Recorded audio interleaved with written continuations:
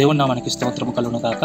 ప్రభువైన యేసుక్రీస్తు నామమున మీ అందరికీ వందనాలు. Bible in Telugu audio channel కి మీకు స్వాగతం పలుకుతున్నాము. ఎవరైతే బైబిల్ చదవాలన్న ఆసక్తి కలిగి ఉండి తెలుగు చదవటం రాదో అటువంటి వారి కోసము ఈ ఛానల్ ని మీ ముందుకు తీసుకొస్తున్నాము. ప్రతిరోజు ఇందులో అప్లోడ్ చేసేటువంటి బైబిల్ వాక్యాలను విని ఆత్మీయంగా ఎదిగి ఫలించాలని మేము కోరుకుంటున్నాము.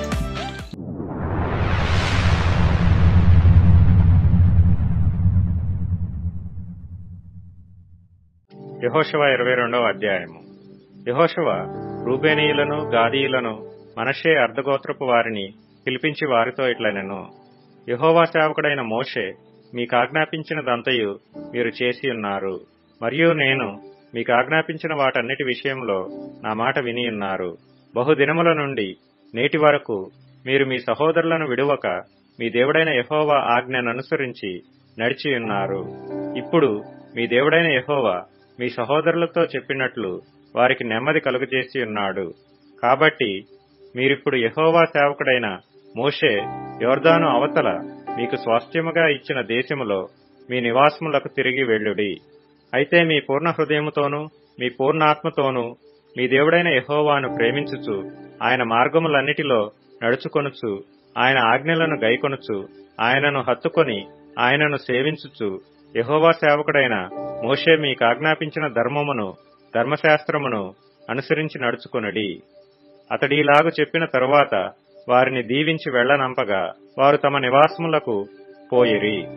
మోషే బాషానులో మనష్షే అర్ధగోత్రమునకును, యెహోషువ పడమటి దిక్కున యొర్దాను అద్దరిని వారి సహోదరులలో మిగిలిన అర్ధగోత్రమునకును స్వాస్థ్యములిచ్చిరి.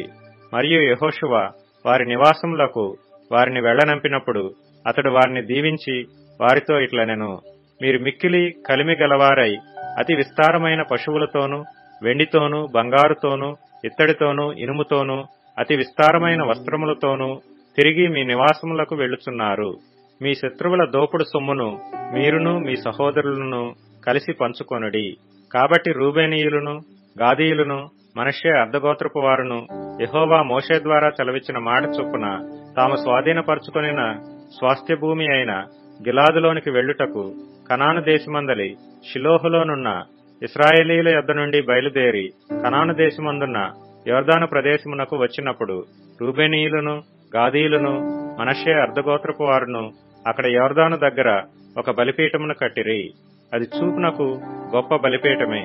అప్పుడు రూబేనీయులను, గాదీయులను, మనష్షే అర్ధగోత్రపు వారును ఇశ్రాయేలీల ఎదుటి వైపున యొర్దాను ప్రదేశములో కనాను దేశమునెదుట బలిపీఠమును కట్టిరని ఇశ్రాయేలీలకు వర్తమానము వచ్చెను.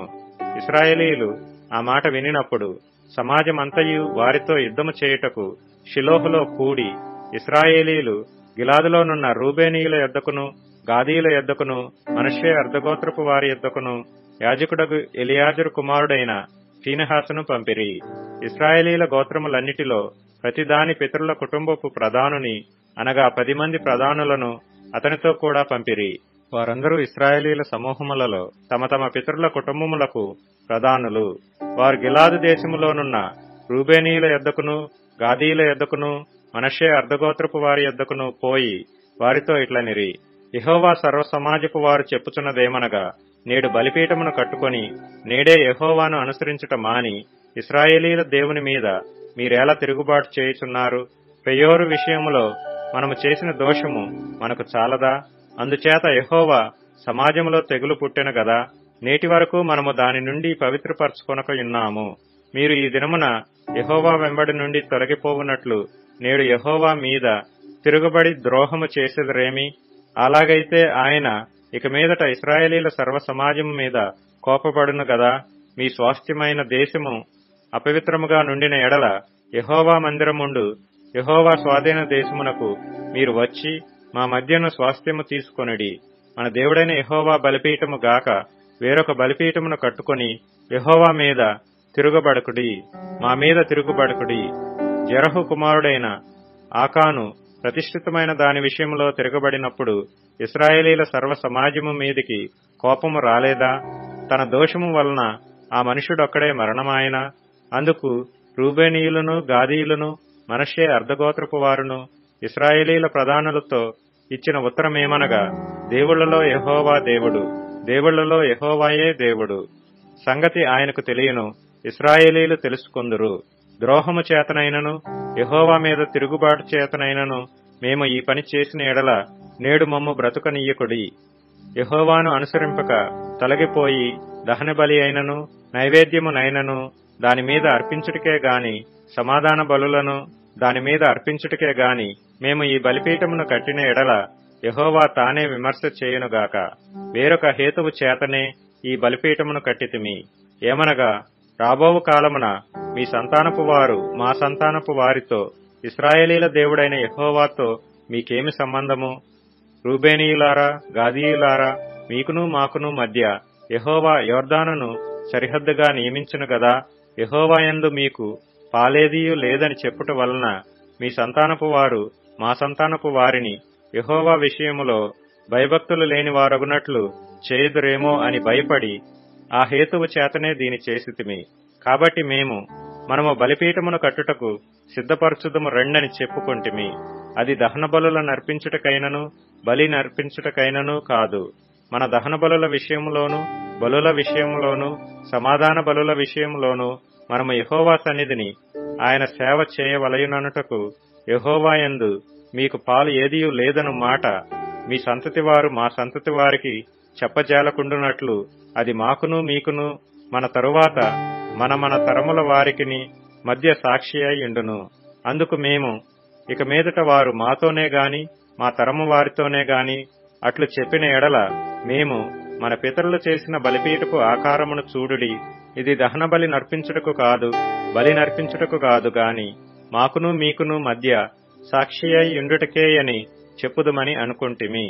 ఆయన మందిరమునెదుటనున్న మన దేవుడైన యెహోవా బలిపీఠము తప్ప దహన బలులకైనను నైవేద్యములకైనను బలులకైనను వేరొక బలిపీఠమును కట్టునట్లు నేడు యెహోవాను అనుసరింపక తొలగిపోయిన ఎడలనేమి, యెహోవా మీద ద్రోహము చేసిన ఎడలనేమి మేము శాపగ్రస్తుల మగుదము గాక.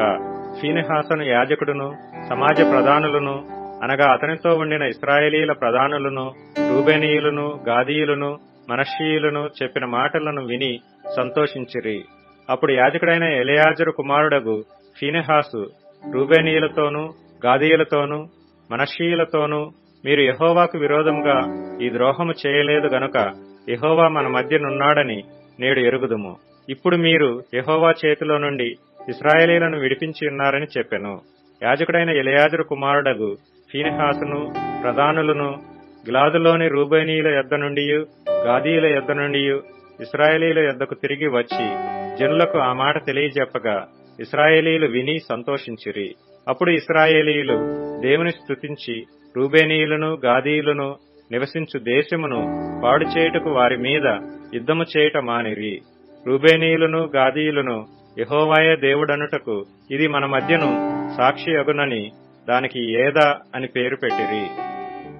మా యొక్క ప్రయాసను మీరు గుర్తించి ఈ యొక్క ఛానల్ కి సపోర్ట్ గా లైక్ చేసి షేర్ చేసి సబ్స్క్రైబ్ కూడా చేయండి. మీలో ఎవరికైనా ప్రార్థన రిక్వెస్ట్లు ఉంటే కింద వాట్సాప్ లింక్ ఉంటుంది. ఆ లింక్ ఓపెన్ చేసి మీ యొక్క విన్నపాలను మాకు తెలియజేయాల్సిందిగా, ప్రార్థన మనవులు తెలియజేయాల్సిందిగా కోరుతున్నాము. ప్రభువుని యేసుక్రీస్తు నామమున మీ అందరికీ వందనాలు.